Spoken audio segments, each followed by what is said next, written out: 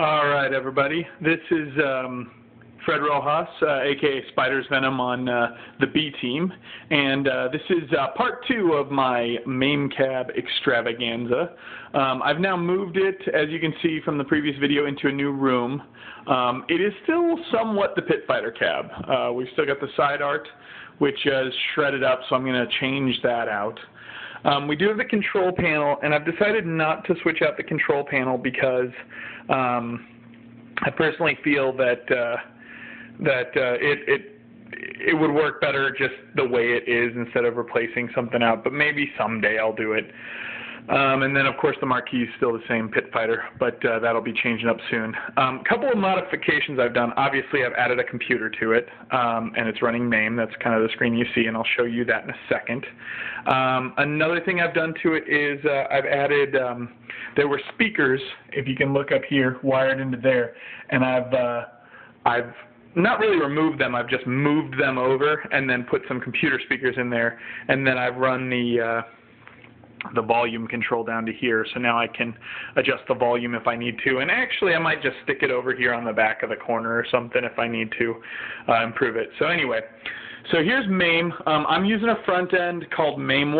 There are a lot of them out there that work one way or the other, but this is what I'm using. And since this is a JAMA arcade, it's using a thing called a JPack, which basically allows me to use computer controls to run this thing. And like many people have seen, there's ways you can add coins and different things to start up a game. And I've wired mine a little bit differently, a little more authentic, but it still works. Obviously, you know, using the controller, I can move up and down, and as you look at games, they will change. I've got it set up right now so that as you look at games, you get a screenshot of it. You know, because a lot of games you might not know by name, but you're like, oh, yeah, I remember that. That's called Stun Runner? Oh, wow, cool. You know, and I got this little theme kind of going around. Anyway, so I'm going to just load up for people's use a game that I'm in love with called Salamander. It was, I think it was just in the UK or in Japan as Salamander. I think it's better known as Life Force here in the US/UK. But then again, lots of people do know Salamander. You might also know its more popular cloned cousin that it cloned, which is Gradius or Gradius. So what I have to do here is Pit Fighter's wired a little bit differently, so this isn't really a start button. I had to rewire how that works. It actually registers as button 3 with no start button because Pit Fighter itself uses button 3 as both a start button and as a attack button. So anyway, but this is button 1 that says punch, and so punch is usually what loads your default settings. So you'll see it'll load, and then after a second, and as you can see, it loads like a regular ROM. And there you go. You have Salamander. Now, with a lot of people, they put in a coin button. And I do have a code here that, you know, you've seen on probably many MAME videos about how you insert a coin by holding one button, pushing another. But just for fun, since I've learned a little bit about wiring and decided to keep it in there, I wanted to show you guys that, I don't know how well you can see it, but there's a coin door here. And if I put it in, you'll see a credit went in. And here's the second one. And another credit. So as you can see, we've now added a credit to players 1 and 2. And then these will be players 1 and 2. Currently, the JPack doesn't support the third controller wiring. I'm looking into that stuff. But in the meantime, I can just press start, and boom, we start up. We can even add the second guy. And then we are playing Salamander. And there you go.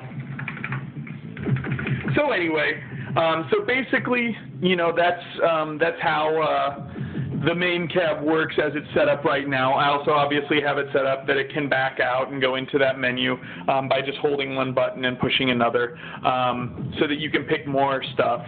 There are also a couple of you know, ulterior options that for right now I've got just wired to a keyboard that's hiding around back if I ever need to get to them. But it's not that much of a deal. And if I ever leave it just sitting, it's got an attract mode that will sometimes play a slideshow, sometimes play a movie, and even sometimes launch a game I've played before.